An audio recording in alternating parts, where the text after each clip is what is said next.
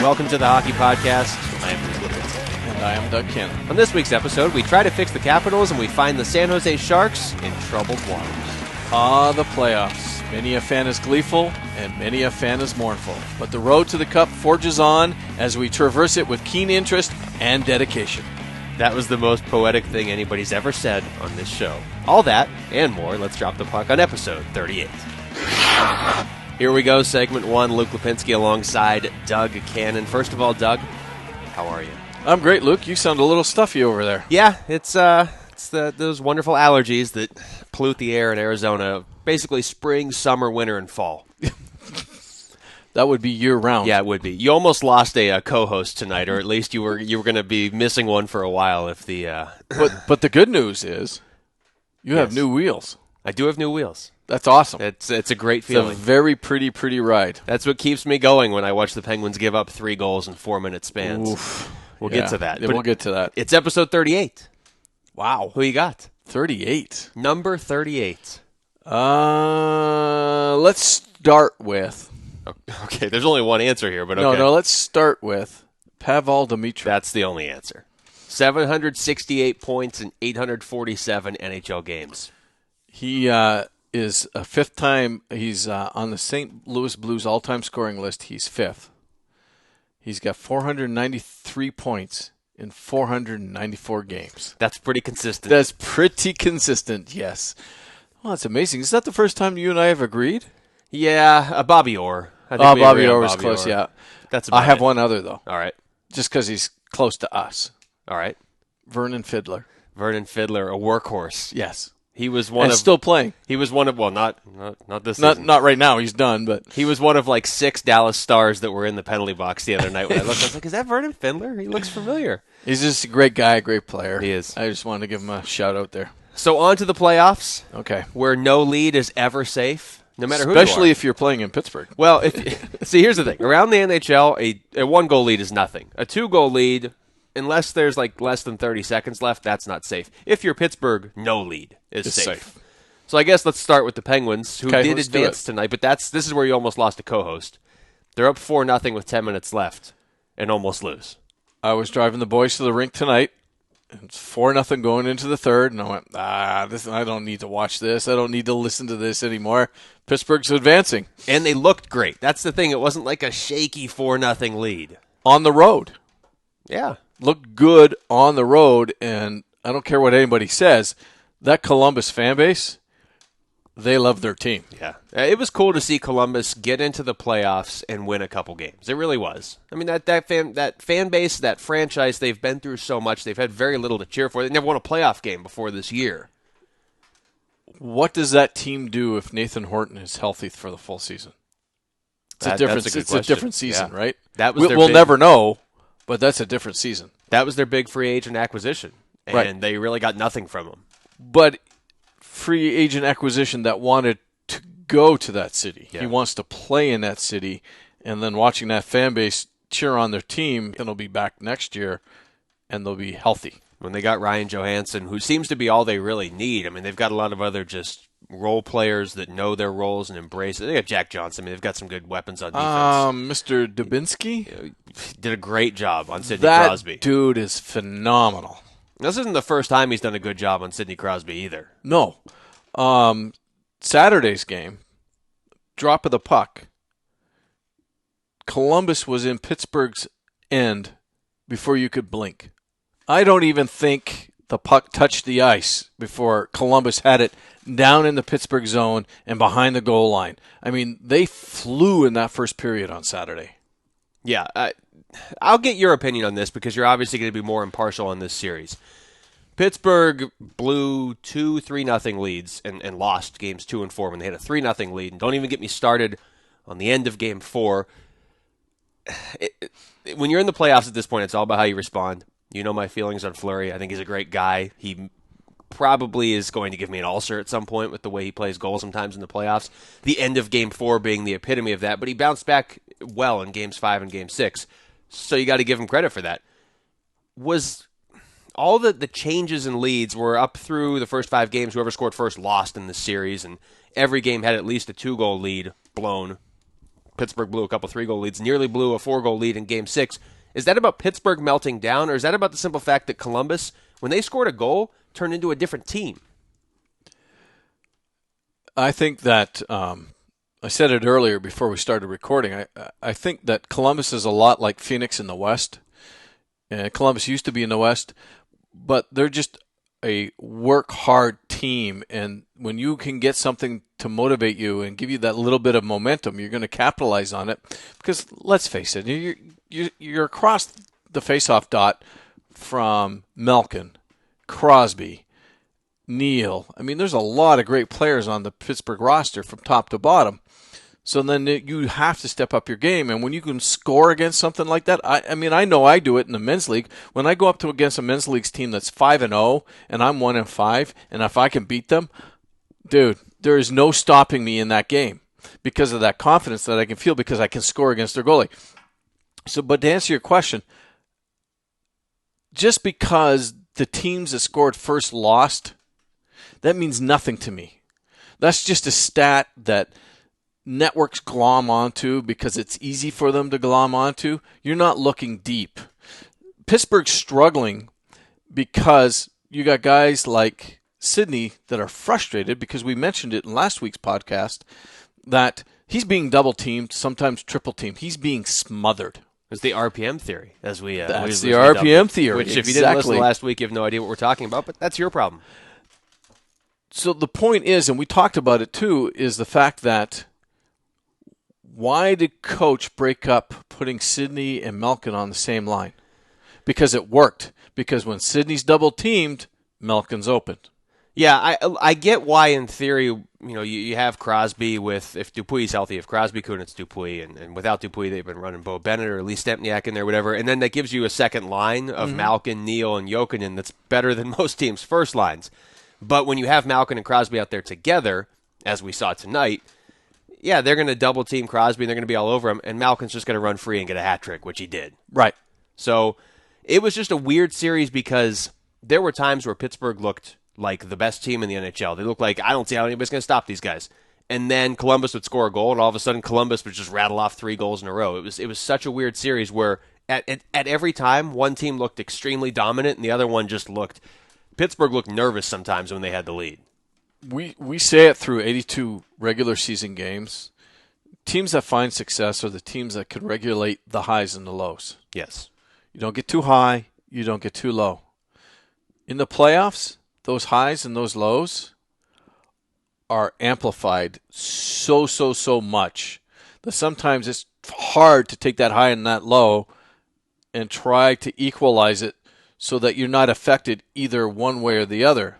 I mean, you need that Dimitra consistency in the playoffs, and I think sometimes teams get affected by that high and that low, and that's why you see what you see in the playoffs. So let me ask you this. The defense played very well. This might be Pittsburgh's best defensive group in the last 4 or 5 years. Suter is just phenomenal. They didn't even play. Orpik was out. Matt Niskanen's been insane in this whole series, but I believe this is the second playoff series that Fleury has won since they won the Stanley Cup. And as you mentioned, Sidney Crosby didn't score. That's 11 straight playoff games now where he doesn't have a goal. Do you take that as this is bad, Crosby's not scoring? Or do you take it as he had 6 assists anyway, and they won even without him scoring? I think it's good, but you have to capitalize on what is being presented to you. And we already discussed it. What's being presented to you is that every team that plays Pittsburgh knows they have to shut 87 down. He can't do anything. We can't. If you give him any room, any space, he's going to hurt you. So if you can control him, in theory, then hopefully you can control a chance to defeat the Penguins. And he had two posts tonight. I mean, again, 6 points in 6 games is not the worst thing in the world. And like you said, it's going to free up other guys. But that's the point, right? You have to capitalize. That's the part you have to capitalize on. If teams are going to say, I'm going to shut you down, then the other guys have got to pick up the scoring. Malkin, Neal, Kunitz. They got to step up. And they did throughout the series. I mean, it wasn't just them. It was Brandon Sutter, who's going to be a huge Paul piece Martin. if he's hurt. Yeah, Paul Martin, Matt Niskanen, Chris Letang. I mean, it was a lot of unlikely heroes. But it worked. Now, they will await the winner of the Rangers Flyers, who we've said all along was going to go 7 games. We're going into Game 6. I still think it's going to go 7 games. The main takeaway I have from this series is, A, Dan Carcillo does not like the fans of Philadelphia, and they don't seem to like him either.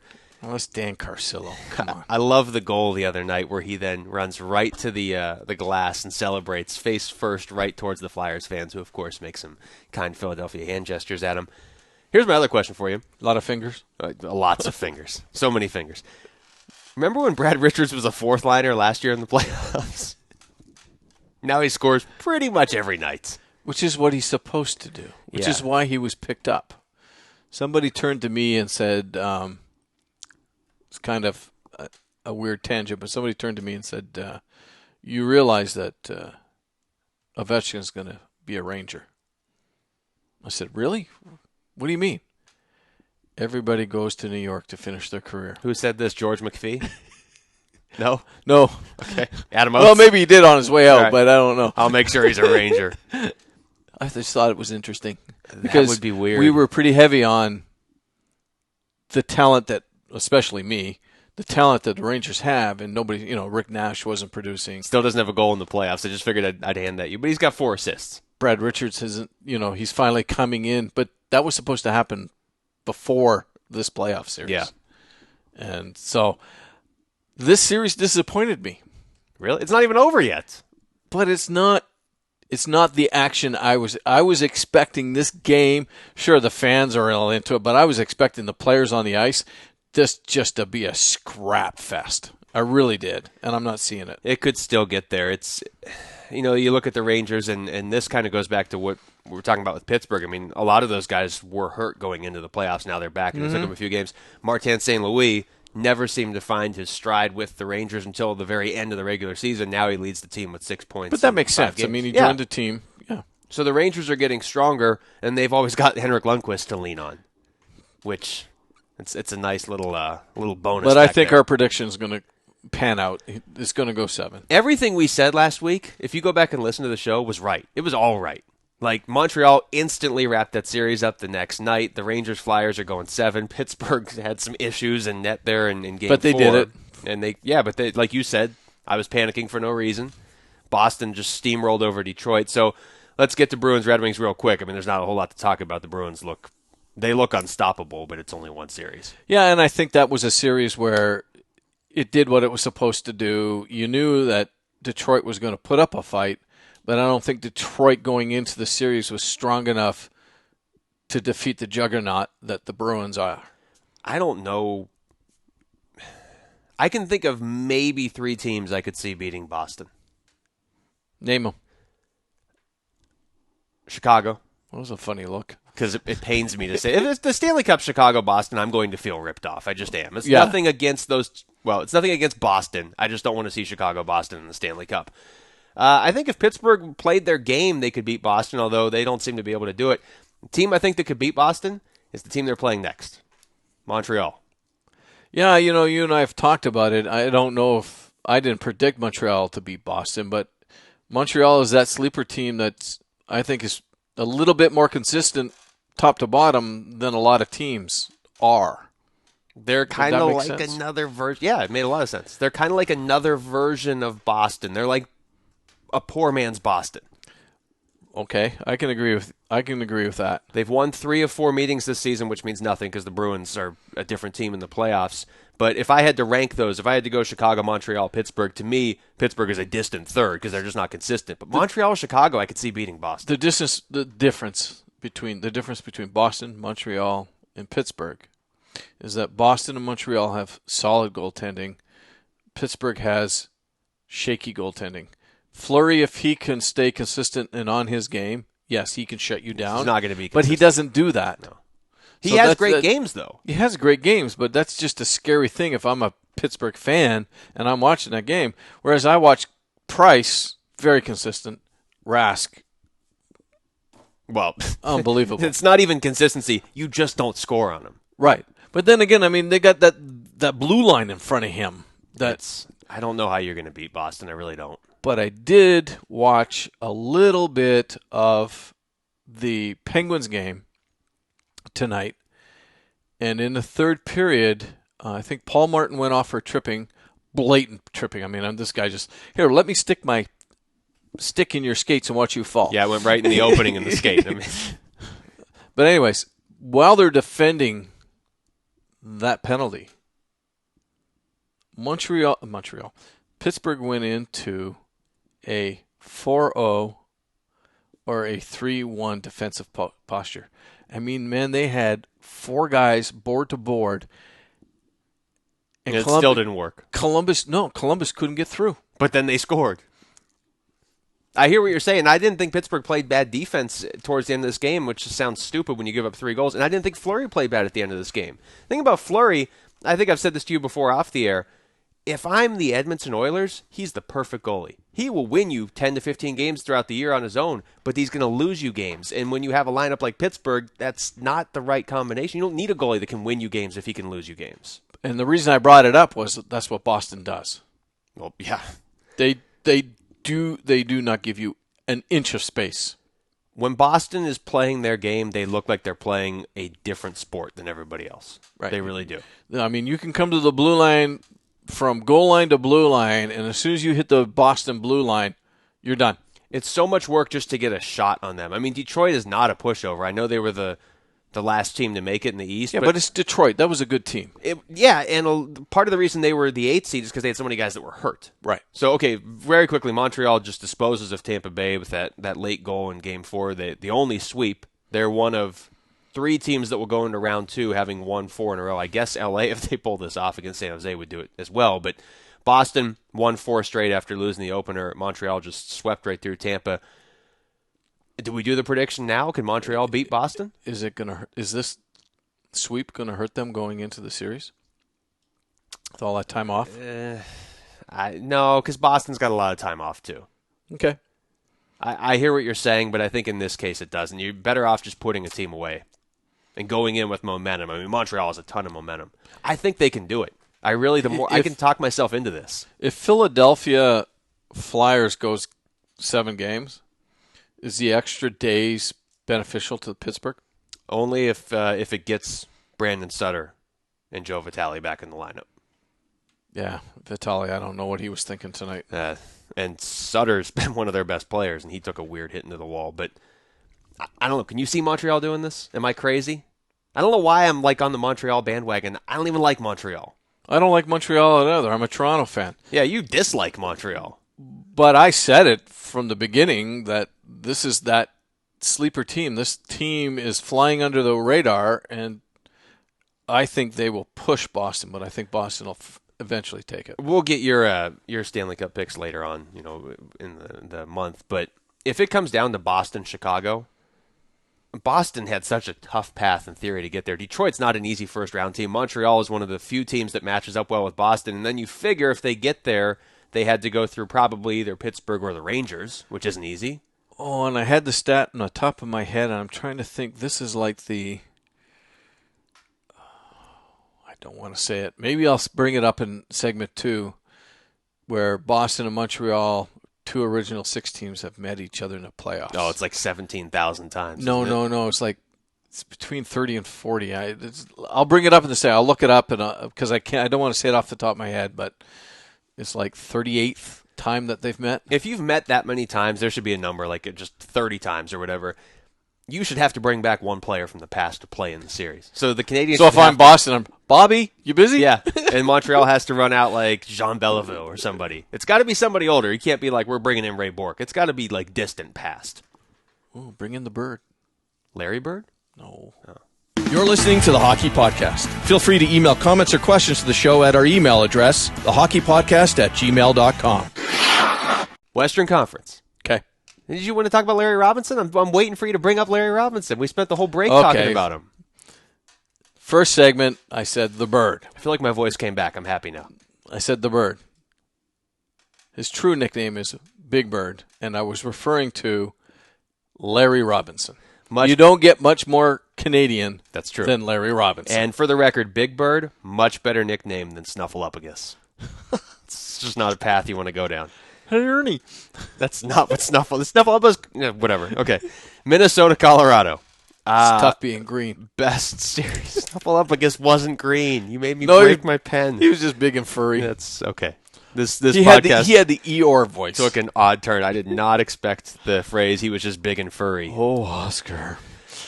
Minnesota, Colorado. Best series of the first round, correct? We're not even disputing You this. can't dispute that. It's now 3-3 as we record this. Minnesota just won 5-2 on home ice. Believe the home team has won every game, actually. So now it goes back to Colorado. Back to Colorado. This series has had everything. You've got Nathan MacKinnon, who's just shattering rookie records. Yep. For a playoff performance. You have Colorado continuing to rally late in games, which has made this so exciting. Both teams' fan bases are just... You understand why the home ice advantage has been so big, because both teams' home ice, the fans have just been going crazy all game. Colorado gets a goal late in Game 5. I think the Colorado fans are probably eating a lot of snacks. That's true. But they still find time to cheer. They might put it off. They might be like, we'll cheer later, but they are still cheering. Yes. Yeah, snack sales at the Avalanche game must be through the roof. So Colorado scores late in Game 5.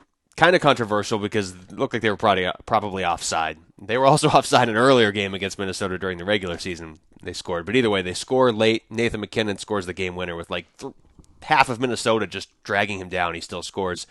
You want to take a second to talk about Nathan MacKinnon and the clear Calder Trophy winner. I don't even know why they have 3 finalists this year. There's nobody else. I mean, it's hands down. It's Nathan MacKinnon. He gets better every game. I'm an old man. Okay. And I've never been mature as Nathan MacKinnon is at 18. I would agree with My that. whole life, I've never been that mature. That's true. That composed. I don't know how the kid does it. You know, he's got the media in his face. He performs on the ice, and obviously there's pressure on him because he's a talented individual, and he just rolls with it. That's a fun team, and I don't want to bring my own personal bias into this, but I'm going to. Okay. I want whoever wins that series to be the team that has the best chance of taking Chicago out. Colorado this year was 4-1 against the Blackhawks. Minnesota was 3-1-1. So that might not be as easy of a matchup as you would expect, at least on first glance, for the Blackhawks. But Colorado's a team. Like, that is the definition of a team. I kind of don't want to see them go home, but I don't want to see Minnesota leave either. I do. Oh, okay. Rude. I want Colorado to advance. I really do. That's because fair. I have Nathan MacKinnon in my fantasy team. I knew where this was. I know what's going on over there. The interview after Game 5 was great too. He's like, I'm not going to lie. I didn't aim that shot. It was rolling and I just fired it on goal, but it looks like a perfect shot. Darcy Kemper's come in and played admirably for Minnesota. Shot on net's a shot on net. Shot in net's even better. How about Matt Duchene returning? Matt Duchene, I love this. Every time a player comes back that's high profile, he had missed 13 straight games, comes back from a knee injury, gets a point tonight. All the talk before the game is, well, yeah, he's so valuable to our team. We got to limit his minutes. He probably won't play more than 10 minutes. So he played 19 minutes tonight, had an assist. Everybody lies. Yeah, he only played a full period. Yeah, that's just an entire period in his first game back. That's a great series. I can't wait for Game 7. Yeah, no, that's going to be... Snack snails will be through the roof. That's going to be the greatest. Now we have another series. Well, what was our prediction? Let's go through our Western Conference predictions as we're doing these. You chose Colorado in 7. Okay, so I'm still... You're still alive. I chose Colorado in 6. Unlikely to happen now that they're going to Game yes, 7. Yes. But we could still both be right on the teams. We're both correct that I think that Colorado will advance. I don't know. And I actually think deep down that Colorado will give Chicago a run for their money. If Minnesota had gone with Darcy Kemper all series, is the series over? It's a different series, yes. So it's probably over then. Yeah. L.A. San Jose, I believe we both had L.A. in 7. Correct. And that might actually still happen. So where are we in that game? That game is 1-1 midway through the third as we're recording. San Jose couldn't stop scoring for the first 4.5 games of this series. Then they got shut out in Game 5, and they have 1 goal in Game 6. We talked about this a week ago. The Sharks at that time were up 2-0. They looked like the best team in hockey. Jonathan Quick's goals against average was 7.22, and now he's just... How does that happen? But he just turns right back into Jonathan Quick. Right. He had a shutout the other night. He's given up 1 goal tonight. I don't like San Jose's chances if this goes 7 games. And then I don't like the San Jose front office chances if they don't win this series. Yeah. So I asked you off the air, if they lose, do they blow this whole thing up? And let me preface it with this. When I was driving over here, I listened to one of our old podcasts just to kind of get a feel for, and it was actually a really old one. And we were talking about how the Sharks had just re-signed Thornton and Marlowe, and they already had Couture and Pavelski, and they've got Hurdle, how they were locked in for the next 3 years. Right. If they lose in the first round after being up 3-0 to L.A. of all teams, their most hated rivals, there's going to be changes, right? I don't think the changes are on ice. Okay. I think the changes are in the front office. Because the team roster is solid. Yeah. You could do a tweak here and a tweak there.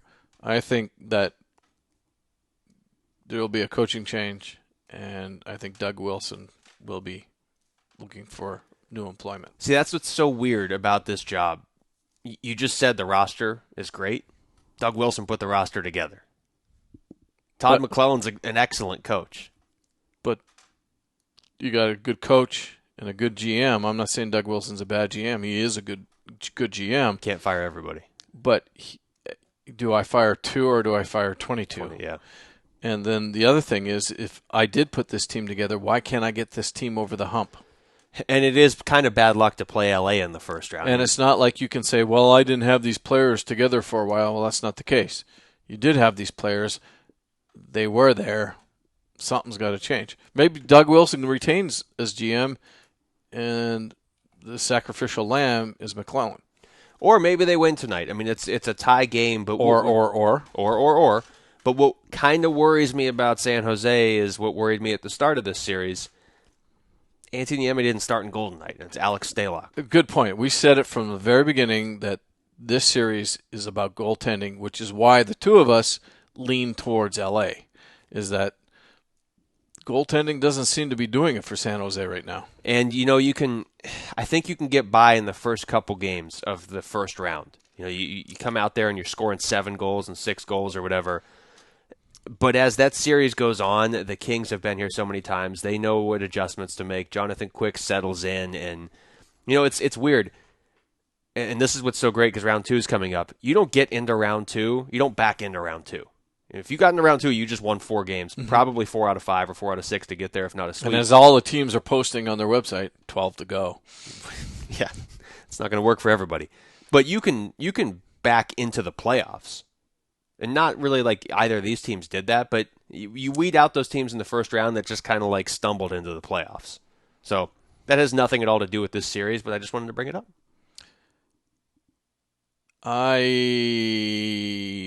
The other thing I wanted to touch on was the fact that other players on LA are starting to ramp it up. And the one that comes to mind for me, guess what? He's a defenseman, is Drew Doughty for LA. Shocking.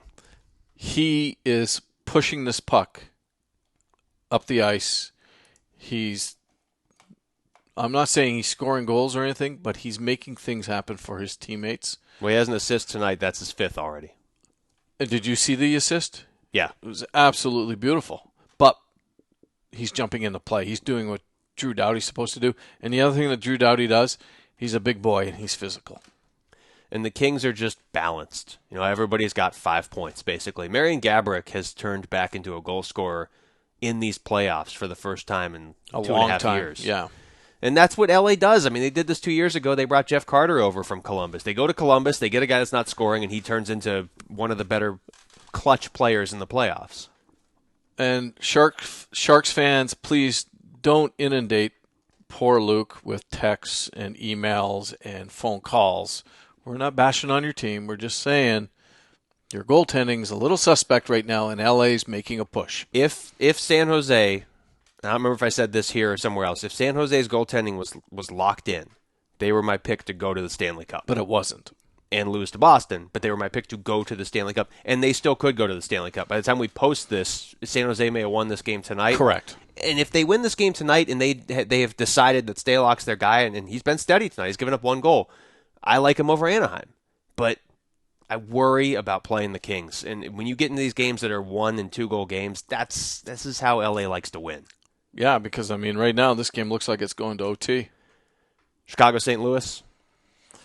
Wow, is all I got to say. Wow. The Blues have a meltdown that I thought was entirely predictable. Which one? Well, they were up 2-0 in the series. And at the time, I have a friend that can verify this. I said Chicago wins in 6. And there you go. And we picked Chicago in 6, both of us. Yeah. But I didn't expect the series to go the way the series went. Does that make sense? It does, but Chicago did this last year. They start a little slow, and then they rally around it. Yeah, I mean, if I was a Chicago fan, I'm like, what the heck? Yeah. Because, I mean, St. Louis was still crippled. Well, and then Seabrook, I said this on the show last week, he hits David Backes in the head, and it swings all the momentum in Chicago's favor. And it did. They haven't lost since. Backes came back and he played. Yeah, he limited minutes the first game. I don't know how many minutes he had the last game. And he missed games 3 and 4 when Chicago got back into the series. But I thought St. Louis put up a good fight. I didn't think that Crawford looked as good as Miller. That leads into my question. Okay. You ready for my question? Mm-hmm. Is Ryan Miller on the St. Louis Blues next year? If I am St. Louis Blues management, I can't see how that doesn't happen. Okay. Because there's other teams that would gladly sign Ryan Miller.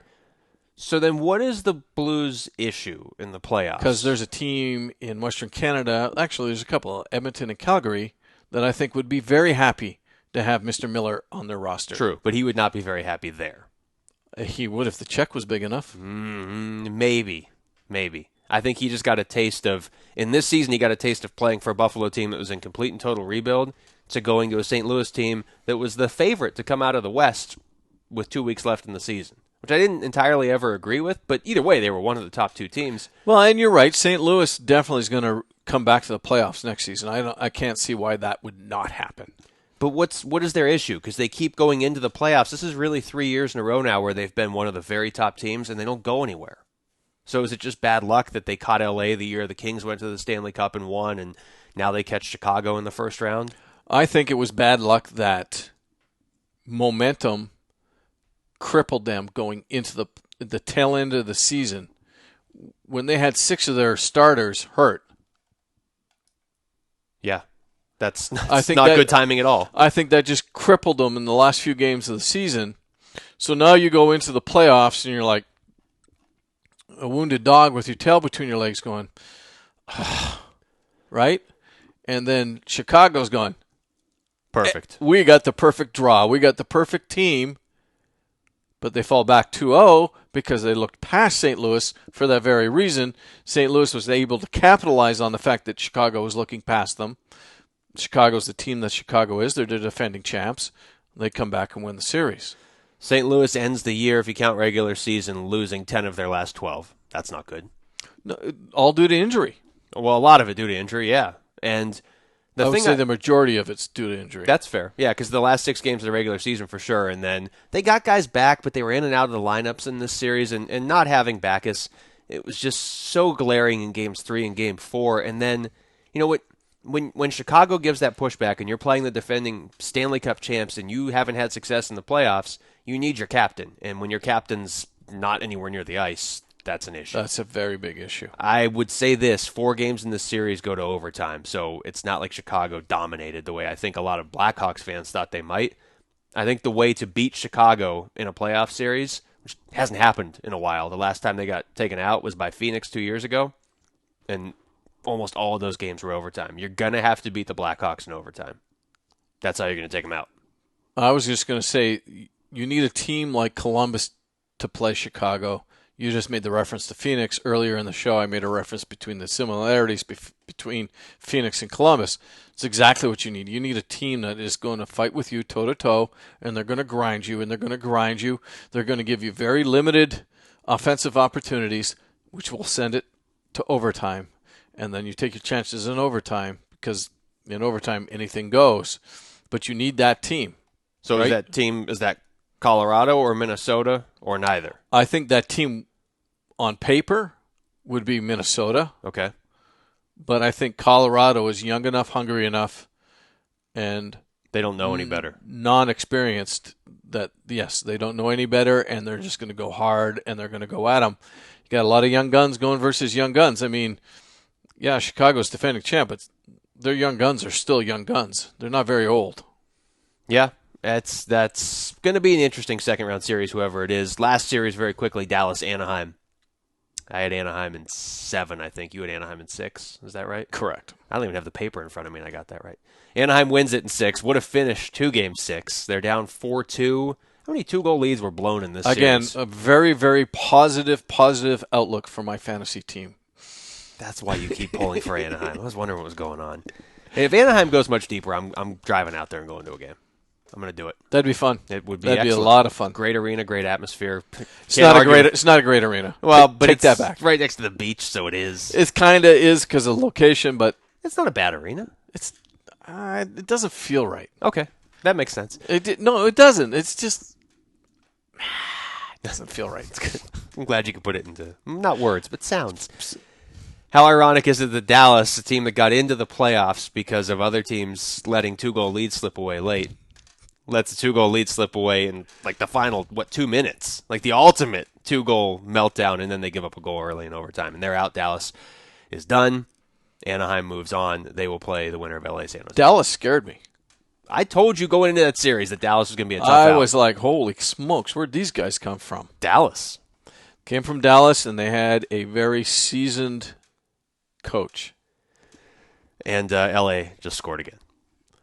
Okay. So that's 2-1. It's not over yet. Not over yet, but it looks like we're smelling a Game 7. Of all the teams you cannot let hang around. If you made a list of all the teams that you're up 3-0, you have to put them away in Game 4 or Game 5. Chicago's probably number 1. Boston's probably 1B, but LA's right there. I don't care who you are. If you're up 3-0, you got to put it away in a Game 7 series. Yeah. And you go home losing 4-3. How do you not win 1 of 4 against a team that you were dominating? Again, San Jose we're not saying that's going to happen, but I mean, oh my. If this goes to Game 7. Or as my daughter would say, OMG. OMG. Not enough time to say oh my, so we just say OMG. It's OMG, San Jose. You're tuned into the Hockey Podcast. Follow us on Twitter @HockeyPodcast for even more hockey news. # do it. Final segment, news and notes. Doug, our favorite. We've been gone for, a minute and a half? Maybe 3 minutes. Okay, it's 4-1 LA now. Oof. 2 Anze Kopitar goals, so we're going to have Game 7. Which is good. It's going. Because that's what we predicted. Well, yeah, and Game 7's. Well, I just like to be right. That's become abundantly obvious on this show.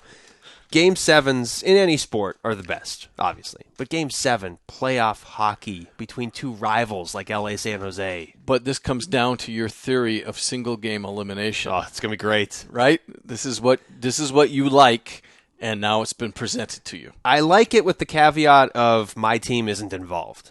And it's not. No, it's not, because it's nerve-wracking if it's your team. Minnesota, Colorado will play Game 7 on Wednesday night. Mm-hmm. LA San Jose will play Game 7 on Wednesday night. Rangers Flyers play tomorrow, Game 6. If it goes to Game 7, like we've assumed it will all along, that will be Wednesday night. It will be a wonderful Wednesday night because I will not be at the rink.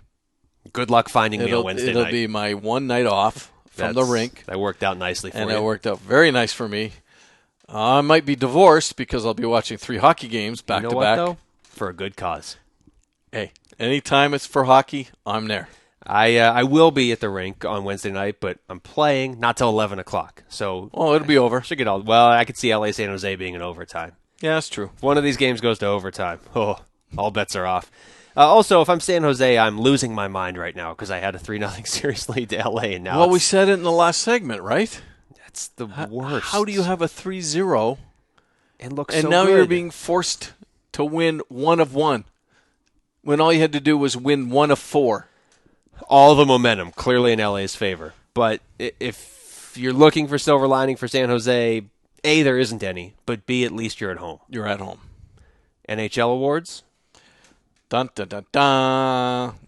The production on this show is just through Isn't the that roof. beautiful? That's pretty amazing. As always, the NHL awards are held in June. Late June. And just prior to the NHL draft. It's a great week. In the middle of summer, it's like an oasis of hockey.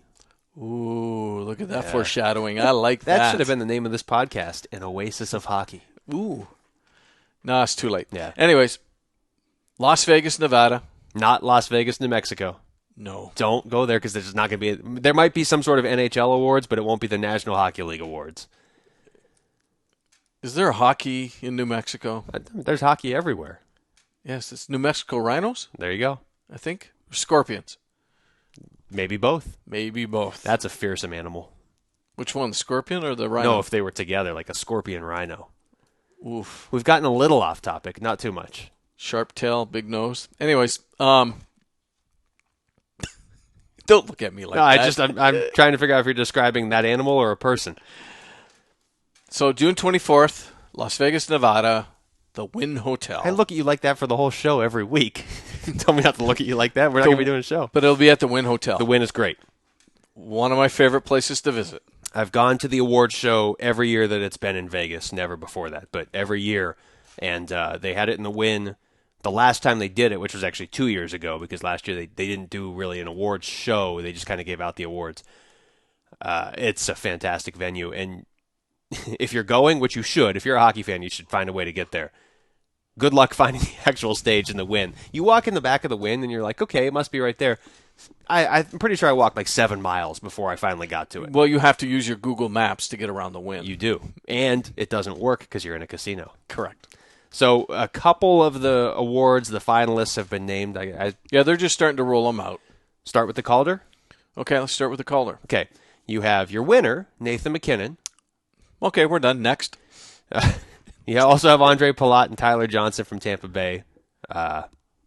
They're just going to go have dinner in Las Vegas with Nathan McKinnon. They're going to have a good time. They can write their concession speeches. There's no need to write an acceptance speech for those two. The other award's not so clear cut, at least not in my mind. Maybe I in your mind. disagree. Fair enough. The Vezina. You want to give me the candidates? Bishop, Okay, Rask, Varlamov. it's 3 very good candidates. 3 very good goalies, but there's only one that's going to win. Well, that's true. I agree with you in there. They're not going to give the award to 2 guys. And they're not going to give the award to 3.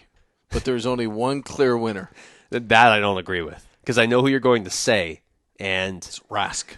Rask is the best goalie. If you're starting a team, you take Tuukka Rask. He doesn't give up any goals. But for this year, I could see them giving it to Semyon Varlamov. Yeah, but he almost went to jail. He did, but There's character issues with this that's boy. not a factor in this award.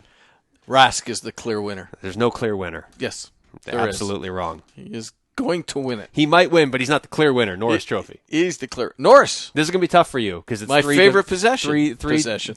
Position. Well, maybe you own a Norris Trophy. I don't know. I wish I owned a Norris trophy. This is definitely going to be your most difficult because they're all defensemen and they can't all win. But there's only one clear winner. That is an odd theme that you have taken to this category because that's not accurate. Shea Weber, Zdeno Chara, Duncan Keith. I feel like these 3 guys, one of them wins every year. I forgot Seth Jones. But anyways, Not yet. no. Duncan Keith. Okay, well, I'll go with Chara because But he's you're wrong. It's Duncan Keith. 7.5 feet tall, I feel Just like. because he's big doesn't make him a good He's defenseman. an excellent defenseman. Again, if you're taking the best player, you're Duncan taking Chara. Keith is a superb defenseman. But not a superior defenseman. He's the best defenseman. I would rate him 2nd or 3rd out of this group. Wow. Selke Trophy. Selke. Patrice Bergeron. Anze Kopitar. Jonathan Toews. You're not going to call Bergeron Bergie like you did off the air? Yeah, Bergie wins. Bergie? Yeah, he wins. You're on it's not even a first name basis. You're on a nickname you made up for him basis. Patrice Bergeron is the clear winner here. There's never a clear winner with the Selke. Those Why guys don't are you all- like a clear winner? There's a clear winner with the Calder. And There's a clear winner with the Selke. they haven't named the finalists yet, but Because they're, Kopitar plays for LA, Taves plays for Chicago. Therefore, Patrice Bergeron is the clear winner. well, I guess I can't argue with that logic. If you say so, I will assume Patrice Bergeron is the clear winner. There's a clear winner in the Calder Trophy, and Oh, there you go again. as I've tried to say, when they name the Hart Trophy finalists, there's a clear winner there. That's it. Lady Bing, Clear winner. your favorite. Well, there might actually be one here. You've got Patrick Marleau. Mm-hmm. You've got Ryan O'Reilly. Yeah. And you've got Martin St. Louis. And I think you and I both agree it's O'Reilly. Well, Ryan O'Reilly had 58 points and no penalty minutes at one point this season. Yeah. That's like the Lady Bing to a whole new level. if he doesn't win, I don't know what the award is at this point. Patrick Marleau had a good year. I don't fully understand Martin St. Louis. Yeah, I said some things about Martin St. Louis because here's a guy that whined and complained about where he was playing and please trade me, please trade me, please trade me. I mean, he's won this award before, and I don't think he was like a horrible distraction or way out of line asking to be traded, but you're talking about winning the award for, I mean, best sportsmanship, best teammate. Isn't that kind of involved? Well, that's what I had this conversation with a friend the other day at the rink. Hopefully it was not Martin St. Louis. No, and I said, look, you get paid millions of dollars. Something didn't go your way. Boo-hoo. Be a big boy and go with it. That's a Lady Byng candidate. Goes, all right, I wanted to make Team Canada. I didn't get selected. But then ultimately did and won a gold. And then ultimately did and won a gold medal. So why are you complaining and asking for a trade? And again, I don't have a huge problem with the way he handled it, but that's not Lady Byng material. No. O'Reilly. On to the Washington Capitals. I knew if I didn't switch the subject quickly enough, you'd start singing about O'Reilly. something. Also, are they sponsoring the show? They are now. Okay, good. I hope we'll start seeing some checks from these people. Washington Capitals clean house. They get rid of George McPhee. They get rid of Adam Oates. I wanted to get your thoughts on this because you're the only other person in the room. Yeah, I don't see anybody else. There was a Where's dog Goldie? here before, Where is she? I expected it. Apparently everybody did. I'm a little, I don't want to say shocked, but I'm a little curious as to how it's going to work out getting rid of Adam Oates after a season and a half. There is kind of the bump in the road for me, and I think also for you, is the fact that Adam Oates did a lot of positive things with this team, and for a young head coach, he got a lot out of this team, especially number 8. Which is the key. Right. If you're coaching the Washington Capitals, Alex Ovechkin has to be happy. And I think Alex was very happy. He scored 51 goals. This year. 83 goals over the season and a half. And remember, last season was a 48-game season. Correct. So, and Adam Oates switched his wing. I mean, he made a huge change to Alex Ovechkin's game, and it paid off. But remember, Ovechkin struggled a little bit in the beginning when that change was made, and I think it was more resistance than acceptance of the change. But he did stick with it. So you can say whatever you want. I mean, the Washington Capitals have one of the very best players in the world, and they're not even a threat to win the Stanley Cup, which to me is unfathomable. But they weren't. From 20 games into the season, yeah, they might make the playoffs. Yeah, they might be a tough team in the first round at best, but they were never going to the Cup, which is unacceptable when you have Alex Ovechkin. Well, you know what? My thinking behind why they didn't make the playoffs was goaltending. Yeah, and they have a former goaltender that you just said his name as a Vezina finalist. Right, he's still in the playoffs. So, because it's a talented team. You and I had discussed this off the air, and you had brought up the point that maybe, just maybe, you take the C off of Ovechkin and you put it on Backstrom. Which is tough to do because you're once you give a guy the C, it's one thing if you never gave it to Ovechkin.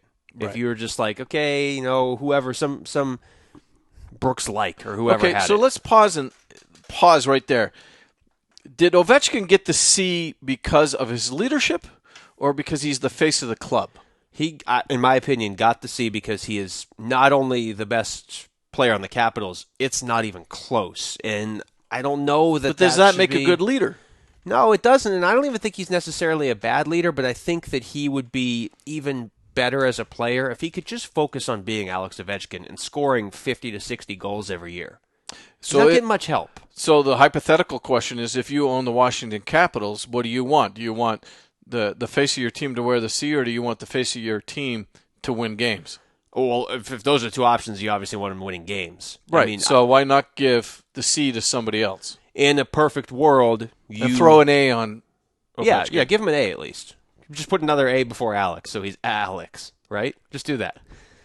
I was waiting for you to drink the water. You didn't. Yeah, I know. It's a perfect world. yes, your captain is Sidney Crosby, or it's Jonathan Taves, or it's your best player, and he's also winning you cups, and he can be that leader. But Washington's not winning cups. I'm not saying Ovechkin can't be a leader, but he doesn't have enough pieces around him. And don't give me the argument of, well, he should make the players around him better. He scored 51 goals.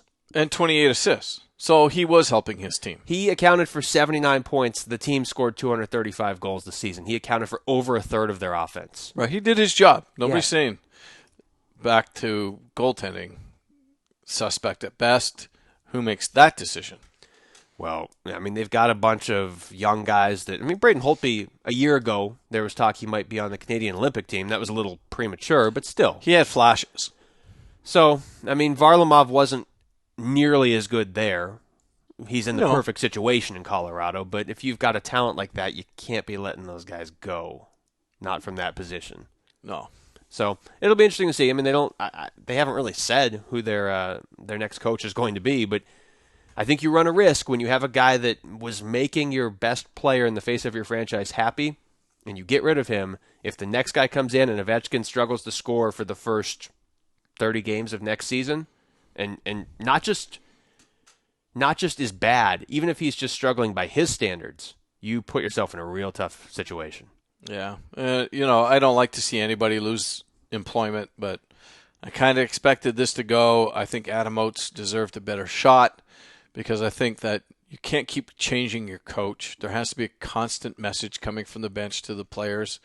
And now you've got Ovechkin, who's going to go into another season with another GM and another coach after he's had a rough season, not on the scoring side of the ledger. Not statistically, but emotionally. But emotionally. I mean, he went to the motherland to play in the Olympics, and his team didn't see very much success there. His team in the NHL has not seen very much success. So, I mean, if I'm that young man, what do? I mean, I scored 51 goals. I finished with 79 points. What more can I do as an individual? And now I got a new coach coming in, which means a new coaching staff, which means a new philosophy and a new GM, and I don't even know how that GM's going to run his ship. And you run the risk when you bring in a guy that's a new coach that, he may be a defensively oriented coach, and that might be the best thing for Washington, but it's not the best thing for Ovechkin. And so then, I mean, you've got to. This is a pivotal moment for the Capitals. They've got to bring in a guy that can play to Ovechkin's strength and yet find a way to win. And he's got to be working in tandem with the GM, and maybe that's why Oates isn't there, because they just want to start fresh with both positions. Bring a new tandem in. Okay. So one of the guys that I was at least surfacing as a possible GM candidate, but got scooped up by Calgary first, and I don't blame them. Brad Treliving, assistant GM with the Phoenix Coyotes, is now the man in Calgary. Very, very, very, very, very excellent choice by Brian Burke and the Calgary Flames. They've got a really, really good man in Brad Treliving. We have a rule on this show that you don't read the comment section anywhere. We read the comment section if you're posting stuff on our page. Right. But in general, if you're just reading an article on whatever sports website you want to read, or really any website, don't read the comments because you'll become depressed about life. I did. What you do every week, you just fly in the face of the rules, the one rule we've set out for this show. And what'd you find? I found that there's not very many Calgary Flames that are upset with this move. I would be shocked if there's any. Right. I mean, they saw the work that Brad did for 7 years under Don Maloney. During the press conference, both Brian Burke and Brad Treliving just said, Don Maloney's like one of the best GMs in the business. And Brad said, he learned so much by working side by side with Brad. And the two of them really, really got along, and they were more friends than really co-workers. Yeah. And they put things together. And Don entrusted Brad to work with the pro scouting staff, the amateur scouting staff, to head up the AHL team down in Portland. Brad touched a lot of facets of the Phoenix organization that molded the NHL club. I mean, and what they did, and we've talked about it before on the show, is that the minor league system for the Coyotes mirrored the big clubs' systems. Which is such a simple thing, and yet most teams don't do that. so that they could interchange players, and it was pretty much seamless. That I could take a player from the AHL, put him in the NHL, and he's going, oh, wait a minute, I played this system down in the farm team. Because it's hard enough when you're coming up from the AHL to the NHL. In the middle of a season, you've got to adjust the speed. Maybe it's your first time ever being in the NHL, and then you've got to adjust to a whole new system. But the Coyotes were smart enough to do it, and I'm surprised more teams don't do this. Portland played the same style as Phoenix did, and a lot of that's Brad Treliving. You're talking about a guy who learned under Don Maloney, who's widely regarded as one of the best 2 or 3 GMs in the NHL. Yep. Has been in a weird situation the previous 4 years before this, where they were operating on such a tight budget and still fielding a contending team, one that went to the Western Conference Finals 2 seasons ago. And I throw out last season just because it was a mess of a season. I think everybody except Chicago throws out last season. But they were there again this year. Yeah, right there. And without their starting goalie. In transition, without their captain in the middle of the season. Right. It's a great hire for Calgary. You're getting a guy that is not just young by GM standards, he's just young. I mean, at 44, but specifically by GM standards. Learned under a guy like Don Maloney, came from an atmosphere that was just forged out of hard work. Mm-hmm. Came from a family atmosphere where you said it, he's friends with Don Maloney. He and Maloney and Dave Tippett all were on the same page, which if I'm Calgary, that's how I want my team, especially that's rebuilding with young players. I want all my guys on the same page in the front office. And the other great thing about this signing, about bringing Brad to Calgary, is that Brian Burke has brought Brad to Calgary on April 28th. The draft is June 27th. He's got 2 months. He's got plenty of time to sit down with his scouting staff and figure out what they're going to do when they go to Philadelphia for the draft.